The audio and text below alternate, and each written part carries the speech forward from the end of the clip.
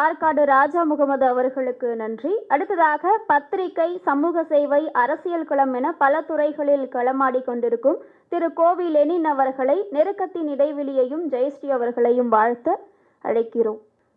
அனைவருக்கும் வணக்கம். பொதுவாக கவிதைக்கு பொய் அழகு அப்படின்லாம் இலக்கணம் சொல்லுவாங்க. ஆனால் இந்த கவிதை வெளியிடும் சரி, இந்த மேடையும் சரி, எதிரில் இருப்பவர்களும் சரி, பேசியவர்கள் உட்பட எல்லா இடத்துலையும் எங்கேயுமே பொய் இல்லை, எல்லாமும் உண்மையாக இருக்கிறது, வெளிப்படையாக இருக்கிறது. அதுதான் இந்த நிகழ்வினுடைய சிறப்பு. இந்த நெருக்கத்தின் இடைவெளி என்கின்ற இந்த தலைப்பிலேயே அவர் ஒரு இயக்குனர் கூட சொன்னார், இந்த தலைப்பை பார்த்ததுமே இந்த ஸ்வீட் பாக்ஸை எடுக்கிற குழந்தை மாதிரி அது திறந்துட்டு எதை எடுக்கிறது அப்படிங்கிற மாதிரி நிறைய தேடணும் அப்படின்னு. உண்மையிலேயே அந்த தலைப்பும் அதனுடைய வடிவமைப்பும் உண்மையிலேயே ஈர்க்கக்கூடிய ஒன்றாக இருக்கிறது. இந்த புத்தகத்தை, இந்த கவிதையை எழுதியிருக்கின்ற கவிஞர் ஜெயஸ்ரீ அவர்கள் இங்கே ஒவ்வொருத்தவங்களும் அவங்களுக்கு எப்படி அறிமுகம்னு சொன்னாங்க. எனக்கு அவங்க கல்யாணந்தி தான் இது மாதிரி ஜெயஸ்ரீன்னு ஒருத்தவங்க புத்தகம் போடுறாங்க, நீங்கள் வரீங்களா அப்படின்னு கேட்டாங்க. கவிதை அல்லது புத்தகம் இந்த மாதிரி ஒன்றுக்கு எனக்கு நேரம் இருக்கும் பொழுது எங்கே இருந்தாலும் அங்கே போயிடுவேன். அது இங்கே தான் உட்காருவேன், இல்லை அங்கே கூட உட்காருவேன், அந்த கடைசியில் கூட தம்பிங்க உட்காந்துருக்க மாதிரி கூட உட்காந்துருப்பேன். ஏனென்றால் சொன்னாங்கல்ல, பாலைவன லாந்தர் கூட சொன்னாங்க, புத்தகங்கள் நிறையா வருது, பெண்கள் நிறையா எழுதுகிறாங்க, ஆனால் படிக்கின்ற அந்த வாசிப்பு பழக்கம்தான் வேண்டும் என்பது ரொம்ப முக்கியமானது. அதை எங்களை போல ஆட்கள் இன்னமும் நான் படிச்சுட்டு இருப்பேன். எங்களுடைய சகோதரர் கருப்பழனியப்பன் அவர் எவ்வளோ இயக்குனர், நடிகர்லாம் சொன்னாலும் அதை விட அவருடைய சிறப்பு ஒரு சிறந்த வாசகர். அதனால தான் நீங்கள் சொன்னீங்கல்ல, எப்படி ஒரு பேச்சுக்கான அந்த ஒரு இலக்கணமாக யாரை பின்பற்றணும், இப்போ எப்படி ஒரு மாடலாக வச்சுக்கலாம் அப்படின்னா, அவர் கற்றனை தூரும் அறிவு அற்புதங்களுக்கு ஒரு உதாரணம் அவராக இருக்கிறார். அது மாதிரி இந்த மேடையில் இருக்கிற எல்லோருமே ஒவ்வொரு வகையில், என்னுடைய நண்பர் மீரா கதிரவனாக இருக்கட்டும், மற்றவர்களாக இருக்கட்டும், எல்லாருமே ஒரு 2 வார்த்தை பேசினாலும் அவர் ஒரு பொது வாழ்க்கையில் இருக்கின்ற நம்முடைய கவுன்சிலர் அவர்கள் எவ்வளோ அழகாக சொல்லிட்டார், பெரியார் இல்லாமல் எந்த மேடையும் இல்லை அப்படிங்கிறது தான் அவரும் சொன்னார். ஐயா வழியில் இருக்கின்ற அவரும் ஒரு ஐயா வழி, இவரும் ஒரு ஐயா வழி அப்படின்னு தான் அதை நாம் எடுத்துக்கணும். இப்படியாக இந்த புத்தகத்தை, இந்த விழாவை பொறுத்த வரைக்கும் இந்த கவிதைகளை பற்றி அதில் உள்ள ஆழ்ந்த புலமை உள்ளவர்கள் அல்லது தொடர்ந்த வாசிப்பு பழக்கம் உள்ளவர்கள் இந்த கவிதைகளை அடிக்கி சொன்னாங்க, அதோடைய சிறப்புகள் என்ன, இல்லை இது இப்படி இருந்திருக்கலாம் அப்படிங்கிறது. ஒரு புத்தகத்தை குறித்து படிப்பவர்களுக்கு ஒரு அனுபவமும் எழுதியவர்களுக்கு ஒரு உணர்வும் இருக்கும். அது எல்லா புத்தகத்துக்கும் இருக்கும், இந்த புத்தகத்துக்கு தான் இல்லை. எந்த ஒரு புத்தகம் நீங்கள் படித்தாலும் ஒரு புத்தகம் என்பது எழுத்தாளனுக்கும் வாசகனுக்குமான உரையாடல். அந்த உரையாடலில் பல கருத்துகள், எழுதியவருடைய கருத்துக்கள் வெளிப்பட்டு விட்டன. படிக்கிறவனின் கருத்துகள் அப்படி உடனே சொல்ல முடியாது. அதற்கு தான் இந்த மாதிரியான ஒரு அறிமுக கூட்டம் போடும் பொழுது, வெளியீட்டு விழா நடத்தும் பொழுது அதில் சில கருத்துக்களை எடுத்துச் சொல்வது வழக்கமாக இருக்கிறது.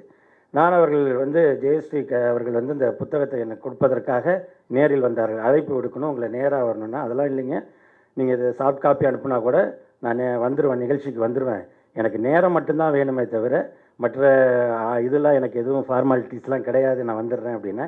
இல்லை, உங்களை பார்த்து இந்த புத்தகத்தை கொடுக்கணுன்னாங்க. அப்போ கொடுத்தாங்க. அப்போ அந்த 3ஆம் பிழக்கடை அந்த நாவலையும் கொடுத்தாங்க.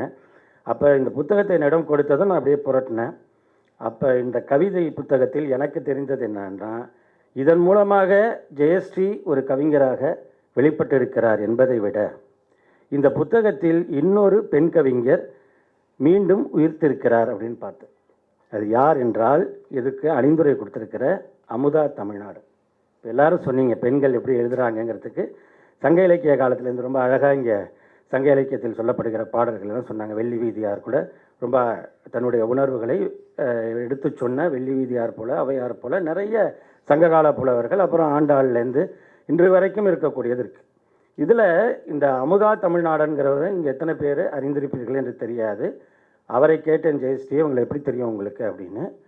அவங்களுக்கு எனக்கு நிறையா அவங்க ஊக்கம் கொடுத்துருக்காங்க, எழுதுறதுக்கு ஊக்கம் கொடுத்துருக்காங்க அப்படின்னு. ஏன் அவர் இந்த கவிதை புத்தகத்தின் மூலமாக இன்னொரு கவிஞர், பெண் கவிஞர் உயிர்த்திருக்கிறார் என்று சொன்னேன் என்றால், ஜெயஸ்ரீயை விட சிறு வயது, இன்னும் திருமணம் ஆகுவதற்கு முன்பு உள்ள வயதில் அமுதா என்பவர், அப்போ பேர் அவங்க கவிஞர் அமுதா அவர்கள் இன்றைக்கு இருக்கக்கூடிய திருவாரூர் மாவட்டத்தில் பல இடங்களில் கவியரங்குகளில் பங்கேற்றவர், பல கவிதைகளை எழுதியவர். அன்றைக்கு திருவாரூர், தஞ்சாவூர் அந்த பகுதியில் தமிழ்நாடு முழுக்கவுமே இருந்துச்சு நிறைய கவியரங்குகள் நடத்துவது. புது கவிதை அப்போ ரொம்ப பெரிய வீச்சுடன் மேத்தா அவர்கள், கவிக்கோ அப்துல் ரஹ்மான் அவர்கள், அப்புறம் வைரமுத்து அவர்கள், நா காமராசன், மீரா, கவிஞர் மீரா உள்ளிட்ட பலரும் வந்து அந்த ஒரு பெரிய ஒரு இயக்கமாக மாற்றியிருந்த நேரத்தில் திருவாரூரில் அந்த சுற்றி பல பகுதிகளில் கவியரங்கங்கள் நடக்கும். அதில் கவிஞர் இளம்பிறை, கவிஞர் அமுதா என்று நிறைய, அதாவது அந்த ஆண் கவிஞர்களுடன் பெண் கவிஞர்களும் நிறைய மேடைகளில் பங்கெடுப்பாங்க. அப்படி பங்கேற்றவர் தான் இவர் அமுதா அவர்கள். அக்கா அமுதா அவர்கள் அப்படி பங்கேற்று ஆரூர் தமிழ்நாடன் என்ற ஒரு கவிஞர், மரபுப்பாக்களில் ரொம்ப சிறப்பாக எழுதக்கூடியவர், புதுக்கவிதையும் மிக சிறப்பாக எழுதக்கூடியவர். வெண்பாவில் அவர் கலைஞரை பற்றிய வாழ்க்கை வரலாற்றையே வெண்பாவில் எழுதியவர். எப்போ நான் சொல்வது 35 ஆண்டுகளுக்கு முன்பு. அதை பாராட்டியவர் கவிப்பேரரசு வைரமுத்து. வெண்பால இந்த அளவுக்கு எனக்கு கூட வராதியான்னு அவர் ஓப்பனாக சொன்னார். அப்படி எழுதிய அமுதா தமிழ்நாடனும் இவரும் வாழ்வினராகிவிட்டார்கள். இந்த கவிதை அவர்களுக்கு, நம்மளாம் காதல் கவிதை எழுதுகிறோம், இல்லை கவிதையில் காதலை சொல்கிறோன்னு இருக்கு. அங்கே கவிஞர்கள் காதலாகி வாழ்க்கையிலையும் அவங்க இணைஞ்சிட்டாங்க. அதன் பிறகு வாழ்க்கை சூழல் ஒன்று இருக்குல்ல, அதுக்கப்புறம் கவிஞர்களோட வாழ்க்கையில் என்ன இருக்க போகுது? ஒன்றும் இருக்காது. அதனால் அதுக்கு தகுந்த மாதிரி குழந்தைகளை வளர்ப்பது போகிறதுன்னு இருந்தாலும் கூட அவருடைய நெருப்பு கனன்று கொண்டே இருந்தது. ஒரு நேரத்தில் அவர் தமிழ்நாடன் அவர்கள் இனிய உதயம் என்கின்ற ஒரு இலக்கிய பத்திரிகைக்கு இன்றைக்கு அவர் ஆசிரியராக இருக்கிறார். அதே நேரத்தில் மீண்டும் தன்னுடைய குடும்ப பணிகள் எல்லாம் ஓரளவு கடந்து வந்த பிறகு இன்னைக்கு மீண்டும் அவர்களை அக்கா அமுதா அவர்கள் தன்னுடைய பேனாவை எடுத்து எழுதியிருக்கிறார். அதன் மூலமாக இந்த புத்தகத்துக்கு அணிந்துரை கொடுத்ததன் மூலமாக மீண்டும் தன்னுடைய படைப்பாற்றலை வெளிப்படுத்தி இருக்கிறார். அதுதான் பெண்களுக்காக இருக்கக்கூடிய அந்த சூழலை யார் இலகுவாக்கி கொடுக்கிறார்களோ, யார் எளிதாக்கி கொடுக்கிறார்களோ, அப்பொழுது பெண்களுடைய படைப்புகள் பல கட்ட வீச்சுகளுடன் கண்டிப்பாக வெளிப்பட்டே தீரும். அதை யாரும் தடுக்க முடியாது. இப்போ கூட இங்கே அந்த கவிதைகளில் இருக்கக்கூடிய சில விஷயங்களெல்லாம் சொன்னாங்க. நல்ல நல்ல அம்சங்கள் எல்லாம் எடுத்து சொன்னார்கள். இன்னும் எப்படி மேம்படணும் அப்படிங்கிறதையும் அதில் சொல்லியிருக்காங்க. கண்டிப்பாக கவிதை புத்தகங்கள் தொடர்ந்து வரும் பொழுது, அவர்கள் தொடர்ந்து எழுதும் பொழுது நல்ல முறையில் வரலாம். அவர்களே இங்கே சிலரை அழைக்கும் பொழுது, இந்த முறை இப்போ வந்திருக்கிறவரை அடுத்த முறை இயக்குனராக என்னுடைய கவிதை அடுத்த புத்தகத்துக்கு வரணும் அப்படின்னு சொல்லி மனதார வாழ்த்தினார்கள். அதே மாதிரி பேசியவர்களும் அடுத்த என்னுடைய படைப்பில், திரைப்படைப்பில் அவருடைய பங்களிப்பு இருக்கும், கவிஞருடைய பங்களிப்பு இருக்கும் என்று சொன்னார்கள். எனவே ஒருவருக்கு ஒருவர் உதவி கொள்ளக்கூடிய அல்லது நட்புடன் பாராட்டி கொள்ளக்கூடிய உண்மையான வார்த்தைகளை சொல்லக்கூடிய ஒரு அரங்காக இருப்பது தான் இதனுடைய சிறப்பு. எனவே அந்த வகையிலே இந்த நூல் வெளியீட்டு விழா என்பது மிக ஒரு அருமையான இனிமையான நிகழ்வு.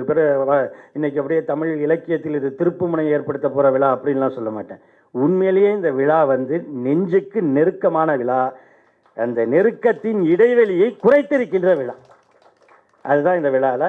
சரி, எனக்கும் புத்தகத்தை கொடுத்தாங்க, படித்தானா இல்லையா, ஏதோ பேசிக்கிட்டே இருக்கானே, கவிதையெல்லாம் படிக்கலை போல இருக்குது அப்படின்னு நீங்கள் நினச்சிடக்கூடாதுன்ட்டு நானும் ஒரு கவிதை இதில் எனக்கு பிடித்த கவிதை அப்படின்னு நிறைய இருக்குது. அதில் ஒரு கவிதையை இப்பொழுது சொல்லலாம்னு நினைக்கிறேன். ஏன்னா அடுத்தடுத்த புத்தகங்கள் அவங்களுக்கு வரும். இங்கே கூட சொன்னாங்க, 3ஆம் பிழக்கடை அளவுக்கு அதில் இருந்த ஒரு பார்வையும் அதில் இருந்த ஒரு வேகமும் இது வேறு கோணத்தில் இருக்குது. இது வந்து தன்னுடைய அக உணர்வை வெளிப்படுத்தக்கூடியதாக இருக்குன்ட்டு 3ஆம் பிழக்கடை மாதிரி இன்னும் பல புத்தகங்கள் அவங்கள்ட்டேருந்து வரும்.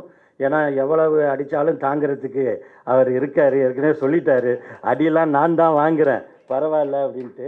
அதனால் அது மாதிரி நிறைய வரட்டும். அதை விட எனக்கு முக்கியமாக அவங்க மகன் வந்து அதில் அந்த வீடியோ பார்த்தப்ப சொன்னார்ல, அது உண்மையிலேயே அடுத்து இன்றைக்கி இருக்கிற தலைமுறையெல்லாம் இதெல்லாம் படிக்குமா வாசிக்குமா அப்படிங்கிற கேள்வியெல்லாம் இருக்கிற நேரத்தில் அப்படிலாம் எங்களை எடை போட்டுறாதீங்க.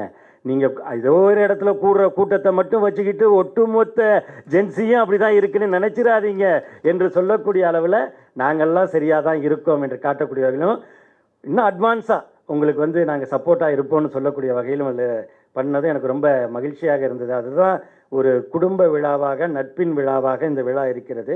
இதில் வந்து இந்த உள்ளங்கை வியர்வை அப்படிங்கிற ஒரு கவிதை, இதில் என்னென்னா இந்த நெருக்கத்தின் இடைவெளிங்கிற தலைப்பாக இருக்கட்டும், சர்க்கரை நிமிடங்கள் அப்படிங்கிற தலைப்பு, கவிதைக்கு ஒரு தலைப்பு இருக்குதுல்ல, அது மாதிரி இந்த உள்ளங்கை வியர்வை அப்படிங்கிறது, இது ரொம்ப உள்ளங்கை வியர்வை வந்து ரொம்ப பாதுகாப்பானது.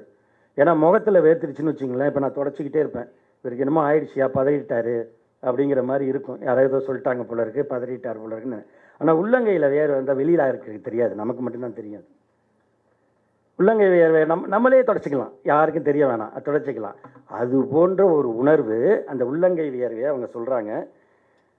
உலை வைத்த அடுப்பையோ ஒரு குவளை தண்ணீரில் அணைத்து விடலாம். ஒரு உலையே கொதிக்கிற அடுப்பை ஒரு குவளை தண்ணீரில் அணைத்து விடலாம். ஆனால் உன்னை அணைத்தே இளைப்பாறிய மனதை எதை கொண்டு அணைப்பது? உன் இலக்கு வேறாக இருந்திருந்தால் என்னை குறிவைக்காமல் விட்டிருக்கலாம். வேறென்ன சொல்ல? உளமாற விரும்பியதால் ஒரு காலும் வெறுத்திட முடியாத வியர்வை உள்ளங்கை என் வாழ்வில் நீ. அப்படிங்கிற இந்த கவிதையில் இதில் நாம் அந்த உணர்வை வெளிக்காட்டாமல் ஆனால் உணர்கிறது இருக்குல்ல, மற்றவங்களுக்கு வெளிக்காட்டாமல் அந்த உள்ளங்கை வியர்வை மாதிரி இருக்குங்கிற இந்த கவிதை ரொம்ப அருமையாக இருந்துச்சு. அதில் முக்கியமாக எல்லோரும் ஒரு கருத்து சொன்னனால நானும் ஒரு கருத்து சொன்னேன், முடித்தாதான் அது நல்லாயிருக்கும். அதில் உளமாற விரும்பியதால் அப்படின்னு நம்ம எழுதியிருக்கும் பொழுது அது அச்சு பிழையா கவனிக்காமல் விட்டுட்டோமா அப்படிங்கிறதெல்லாம் இருக்குது. உளமாற அப்படின்னு போடும்போது அந்த உளமாற அந்த ரா வல்லினரா போடப்பட்டிருக்கு. பொதுவாக அப்படி தான் நினச்சிக்கிறோம். உளமாற அப்படின்னா அதை பிரிச்சிங்கன்னா உளம் மாற, உள்ளம் மாற, மாறிப்போக. அது கிடையாது. இந்த காதலோட இந்த கவிதையோட இதே உளம் இணையிறது தான் இது உளமாறங்கிறது. அந்த இடைநராவை நம்ம போடணும். ஏனென்றால் ஆர்க்கும் அப்படின்னு சொல்கிறது நிறைந்த ஒரு நிறைந்த உளமாற அப்படின்னு சொல்லும்பொழுது உளம் நிறைந்த,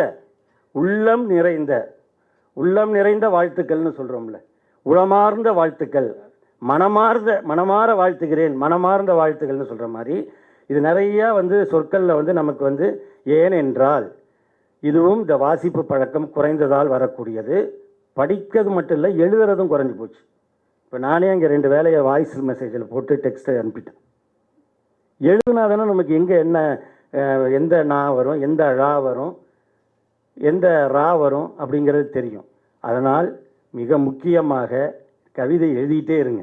நீங்கள் எழுத உங்களுக்கும் அந்த பழக்கம் அதிகரிக்கும். உங்களை பார்த்து பலர் எழுத ஆரம்பிப்பார்கள், பலர் படிக்க ஆரம்பிப்பார்கள். அது தமிழுக்கு செய்யும் தொண்டாகவே அமையும் என்று கூறி உளமாற வாழ்த்தி நீங்கள் இன்னும் பெரிய வெற்றிகளை பெற வேண்டும் என்று கேட்டு விடைபெறுகிறேன். நன்றி, வணக்கம்.